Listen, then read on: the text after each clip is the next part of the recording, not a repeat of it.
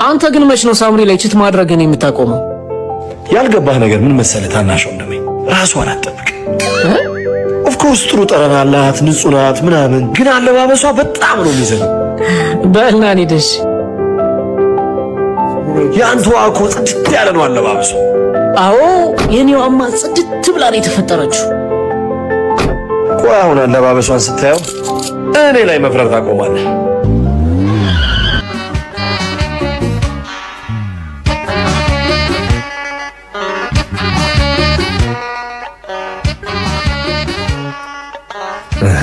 አየህልኝ? አዎ አየሁልህ። ቤትን ገነት ያዘቦት ቀንን አውደ ዓመት የምታስመስለዋል።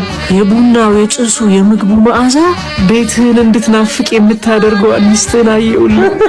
በእናት አንድ የኔን ጽድት ያለችዋን ሚስቴን ላሳይህ።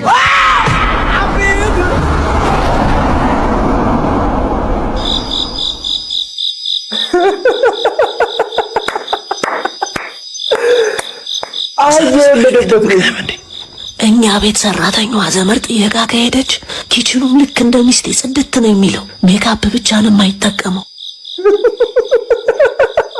አንተ የት ነው የጠፋኸው? የኔ ውድ እንዴት ጽድት አድርጌ እንደሰራው ታየው። ደግሞ ምሳ እየጠበቅኩህ እኮ አስራብከኝ። በሉ እንብላ። እሺ። ወዴት ነው? ወደ ውስጥ ሬስቶራንት መጣሽ። ተረድቼ ጽድት ያለች የት ሄድክ? ወደ ቤቴ ማለቴ ወደ ገነቴ። እንዴ ሲሆን ይሄ ነገር የብዙ ወንዶች ድክመታችን ይመስለኛል። አንዳንዶቻችን እንደውም እንደ ፍቅረኛነት ዘመናችን ጽድት ኩልል ብሎ ሁሌም እንድናገኛቸው እንፈልጋለን። ያኔ እንደዛ ሆኖ የምናገኛቸው ያለምንም ሐሳብ እናቶቻቸው ጋር ስለሚኖሩ ነበር።